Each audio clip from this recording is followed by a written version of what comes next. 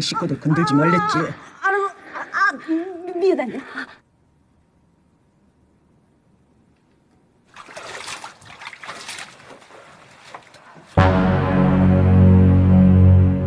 Selamat datang dan selamat menonton. Semoga film kali ini bisa menghibur kalian semua yang berjudul 2307. Film akan berfokus pada seorang wanita 19 tahun bernama Yun Yong. Pada suatu hari setelah pulang bekerja paruh waktu, dia diikuti oleh seorang lelaki, di mana malam ini Yun Yong menjadi korban dan ia disalam interaksi secara brutal. Seketika semua terasa berhenti begitu saja, ia hanya bisa diam menunggu semuanya usai. Lelaki itu menahan Yun Yong dengan dalih untuk keselamatan ibunya agar Yun Yong tidak bercerita kepada siapapun mengenai interaksi ini. Ketika lelaki itu beranjak pergi, Yun Yong pun bangkit dengan mengambil sebongkah batu lalu menghantamnya di saat lelaki itu lengah hingga ia berpulang ke pulau paling ujung Korea. Atas perbuatannya itu, Yun Yong didakwa penghilangan nyawa seseorang meski yang sebenarnya dia adalah korban dan upaya membela diri. Namun kurangnya bukti di tempat menyebabkan dia kesulitan untuk membela diri. Satu pilihan yaitu meminta perlindungan pada organisasi wanita ataupun organisasi sosial. Akan tetapi Yun Yong memilih untuk menerima hasil keputusan sidang sebab dia tidak mau menjadi perhatian publik. Hingga akhirnya dia menjalani masa hukuman 5 tahun tahanan. 또한 방어가 아닌 공격과 보복 행위는 증거 불충분. 정윤영 5년에 처한다. Setibanya di rutan, dia satu kamar dengan 5 orang lainnya dengan latar belakang yang berbeda-beda. 이거 해야지. 짐 내려놓고 앉아 쉬어. Kembali ke beberapa hari sebelumnya, Yun Yong ini tinggal berdua dengan ibunya yang memiliki suatu kekurangan. Dia tidak dapat bicara dengan lancar dan memiliki asma yang sering kambuh. Meski demikian, Yun Yong sangat telaten merawat ibu. Bahkan dia juga selalu mengajak ibu untuk berlatih bicara kata sederhana. Untuk membantu keuangan, dia bekerja paruh waktu di sebuah kafe kopi setelah pulang sekolah. Dia beruntung dikelilingi teman yang peduli dan selalu mendukung mimpinya menjadi seorang PNS. Sebagai bentuk dukungan, mereka memberikan buku materi ujian kepada Yun Yong agar dia terus berjuang meraih impiannya. 자, 우리 선물이야. 나 파이팅. 언니. Sementara itu, ibu juga bekerja di sebuah perusahaan konveksi yang tidak cukup besar. Namun di tempat ini, Yun Yong tidak khawatir akan ibu, sebab di sini ada seorang lelaki bernama Agus yang sangat baik hati dan mereka telah mengenalnya cukup lama juga. Kebaikannya terlihat ketika ibu sedikit terluka dan dia langsung membawanya ke rumah sakit. Sampai di suatu hari, Agus melihat foto Yun Yong di ponsel ibu. Seketika dia memuji bahwa Yun Yong cantik seperti ibunya dan dia mengatakan untuk melamarkannya pada Yun Yong. Semua berubah saat Agus mengucapkan hal yang tidak semestinya dan Agus telah lama mengagumi Yun Yong dan sekarang dia menemuinya di kafe tempat ia bekerja. Pada malam inilah Agus tidak dapat menahan diri sehingga semuanya terjadi seperti yang di awal cerita tadi.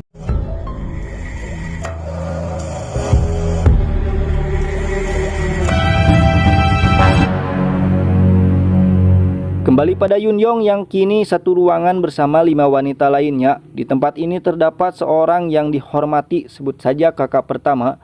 Dia memberitahu Yun Yong agar membaur serta menjaga kesehatannya, namun di awal-awal ini mereka masih bersikap biasa-biasa saja. 아가리 닥치고 그냥 드세요. 아침부터 음식 어제 저녁에도 이렇게 먹었는데? 편하게 먹어. Setelah beberapa hari Yun Yong mulai terbiasa, dia diberitahu bahwa di sini juga bisa bekerja dan mendapat penghasilan. Dia menanyakan pekerjaan dengan pendapatan paling besar agar dia bisa membantu sang ibu. 어디서 일할래?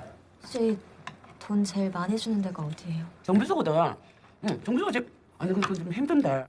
Tapi ia diberi saran agar mencoba semua pekerjaan agar bisa memilih mana yang dia kuasai dengan cepat. Sebagai pekerjaan pertamanya, dia memilih ke bengkel dan di tempat ini dia diingatkan bahwa sekarang bernama 2307. Itu adalah nama sekaligus jaminan sosialnya. 2037번입니다. 자격해.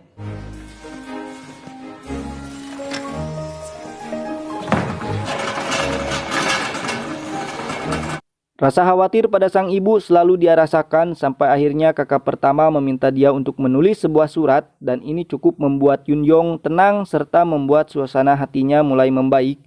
Waktu terus berlalu, ibu selalu datang menjenguk Yun Yong. Mereka berdua saling menguatkan satu sama lain meski selalu diiringi dengan isak tangis. 우리 엄마 구하 공부 많이 했구나. 엄마. Keesokan harinya Yun Yong jatuh sakit, dia pun dibawa ke sebuah rumah sakit, hal yang tidak disangka terungkap. Dokter mengungkapkan bahwa Yun Yong dalam keadaan isi dan 알고 있었나? 임신한 사실 말이야. 야, 이거 뭐한테? 유자채!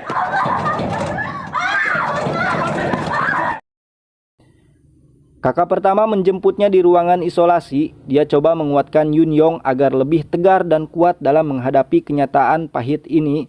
Teman lainnya pun memberi ia dorongan semangat kecuali wanita ini yang malah menghajar Yun Yong ketika tanpa sengaja tersenggol.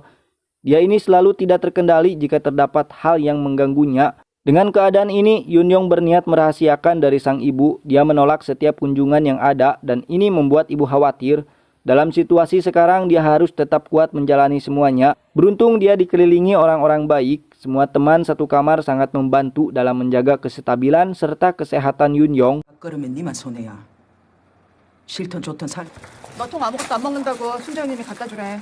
Sebuah saran diterima Yun Yong untuk meminta bantuan media ataupun dinas sosial agar bisa keluar dari semua ini. Namun dia tidak ingin melakukannya sama sekali sebab ada beberapa alasan yang tidak ingin sampai terjadi dan salah satunya adalah menjaga kehormatan ibu dari publik. Sekarang Yun Yong sedang dalam keadaan mengandung dan ini termasuk bukti yang bisa setidaknya mengurangi masa tahanannya. 야, 재판 기다리는 사람들 중에서 신청하면 그분들하고 판사님들하고. 니 그러면 뭐 재심 청구에 Hari demi hari berlalu, kini dia bekerja di dalam kantor. Ini adalah bentuk simpati polisi kepada Yun Yong sehingga hal ini sedikit menambah semangat juangnya.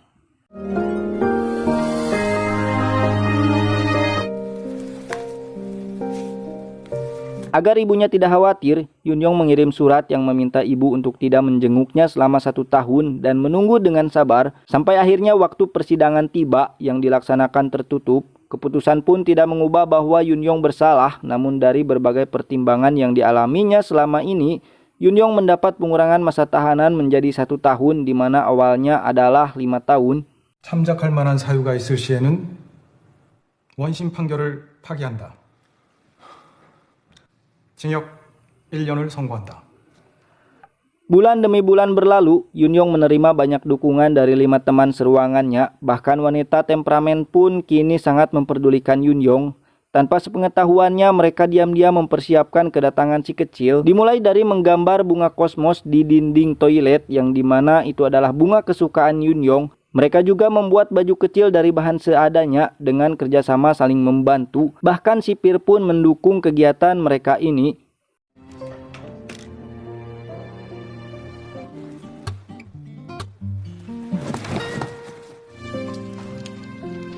Suatu ketika Yun Yong merasakan sakit. Dia mencoba bertahan dengan semua tenaga sampai akhirnya dia dibawa ke rumah sakit. Tim medis berupaya menyelamatkan keduanya ketika masa persalinan itu. Saat ini Yun Yong masih belum sadarkan diri dan terus berjuang menghadapi semuanya. Sementara itu kelima temannya sedang menunggu kabar baik sambil membaca surat dari Yun Yong kepada masing-masing dari mereka. Dia sangat bersyukur bisa dipertemukan dengan semuanya. Kehadiran mereka menambah dukungan serta semangat Yun Yong menghadapi situasi sulit ini. 다친 마음을 선생님께서 먼저 어루만져 주시고 내가 좋아하는 걸 말하지 않아도 다 알아채고 웨딩드레스 입은 언니 모습이 너무 궁금하고 많이 의지했고 많이 좋아했어. 이제 더 이상 숨어서 울지 마. 부탁이야. Setelah beberapa hari menerima perawatan, akhirnya Yun Yong memperlihatkan perkembangan yang sangat baik. Dia mulai sembuh dan kembali tinggal bersama ibu. Bahkan dia tidak lupa mengejar impiannya menjadi seorang PNS yang kini sudah dapat ia capai dan hidup bahagia. 엄마,